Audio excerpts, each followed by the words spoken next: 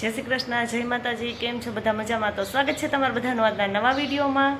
અને જો અત્યારે તો 7:30 જેવું થયું છે, 7:30 પોણા 8 થઈ ગયા છે અને મારા બે બેન ભાઈ સ્કૂલે વહી ગયા છે. હમણાં એને વાન આવી ગયું તો એ તૈયાર થઈને સ્કૂલે વહી ગયા છે. અને મારી મમ્મી એ બાજુમાં દૂધ લેવા ગયા છે. અને આજે તો છે ધરો આઠમ, એટલે મારે આ ધરો આઠમનું વ્રત કરવાનું છે. હું દર વખતે કરું જ છું, લગભગ 10 વર્ષથી આ વ્રત કરું છું. તો ધરો આઠમ રહેવાની હોય એટલે એમાં ઠંડુ જ બધું જમવાનું હોય.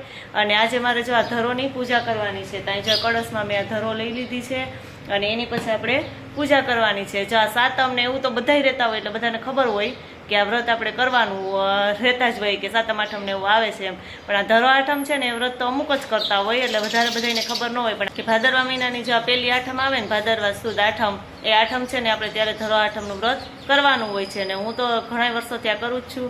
એટલે જો આજે ધરો આઠમ છે તો હું મારી જો પૂજાની બધી તૈયારી કરી લીધી છે અને હવે હું કહું ધરોમાની પૂજા કરી લો. આ વ્રતમાં આપણે ધરોની પૂજા કરવાની હોય અને આજના દિવસે કંઈક લીલું ઘાસ ને એવું વઢાય નહીં કે એવું બધું કરવાનું હોય અને ઠંડુ જમવાનું હોય સાતમની જેમ, કે ગરમ વસ્તુ કંઈ ખાવાની નહીં. તો હાલો આપણે ફટાફટ હવે આપણી પૂજા કરીએ. જો અહીંયા ધરોમાની પૂજા કરવા માટે મેં સ્થાપન કરી દીધું છે ધરોનું.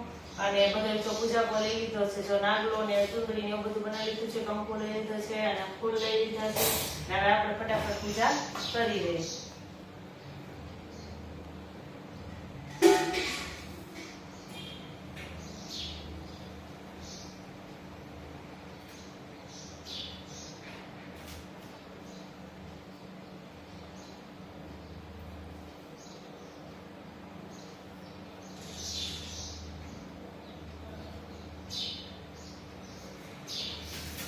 જો અત્યારે ઘડિયાળમાં થઈ ગયા છે 9:45 અને અમે બધું કામ કરી લીધું ને હજી જ કપડાં બાકી રહી ગયા છે.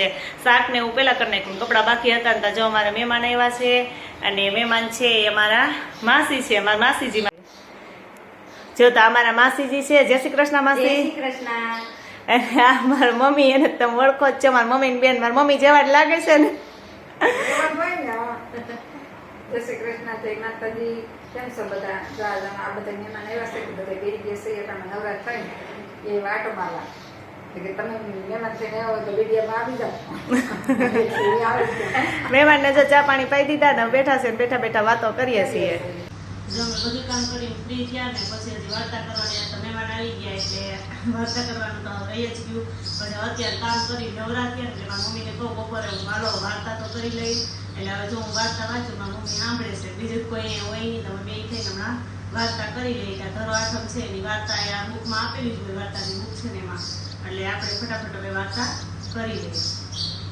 એક કુટુંબ હતું, એમાં મુખ્ય 2 જણ, એક સાસુ અને બીજા વહુ. વહુને એક નાનો દીકરો. એમ કરતા કરતા ધરો આઠમનો દિવસ આવ્યો એટલે સાસુએ વહુને કહ્યું કે વહુ બેટા ખેતરમાંથી ઘાસ લઈ આવો. વહુ એટલે પીલુભાઈ છે ને રમવા આવી જશે. કા રમવા આવી ગયું? કોની ઘરે રમવા આવ્યો છો? વિસુની કરે. અમારે જો અત્યારે મહેમાન આવવાના છે, ઘડિયાળમાં 8 થઈ ગયા છે, મહેમાનની રાહ જોઈ છે, જમવાનું બાકી છે. કા વિસુબેન? તો હમણાં કોણ મહેમાન આવશે ને એ અમે વિસુબેન છે ને હમણાં બતાવીએ. કા મહેમાન આવી જાય ને પછી મહેમાનને વિડીયોમાં લેવું અમે. કા કોણ મહેમાન આવશે? હમણાં મહેમાન આવશે ને પછી એમાં પીલુભાઈ બતાવશે કોણ મહેમાન આવે એમ. કા ચાલો હમણાં મહેમાન આવે ને પછી તમે આપણે એને મળીએ.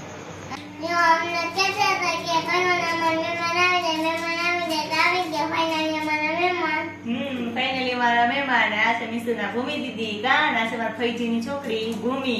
ક્યારના અમે રાહ જોતા હતા. કા તો અત્યારે છે તો આવી ગયા.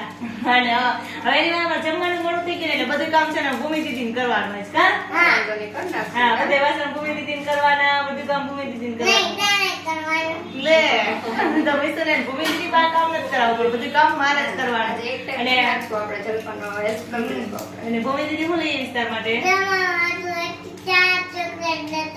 4 ચોકલેટ ને 1 ચોકલેટ જાય પીલુભાઈ લઈ લીધી. કા હાલો ફટાફટ ચોકલેટ ખાઈએ ને આપણે મહેમાનને આપી દઈએ જમવાને. મહેમાનની ભૂખ લાગી ને અમને ભૂખ લાગી. કા ફટાફટ જમી લઈએ.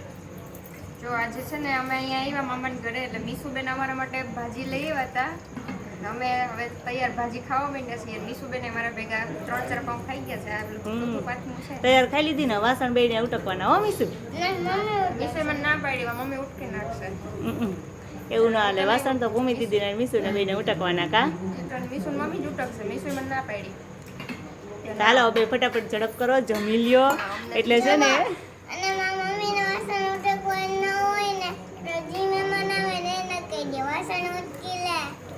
ને મમ્મીને નવું ટકવા હોય એટલે કે મહેમાનને કહી દે તો મહેમાન એટલું તો કરી દે ને મમ્મી.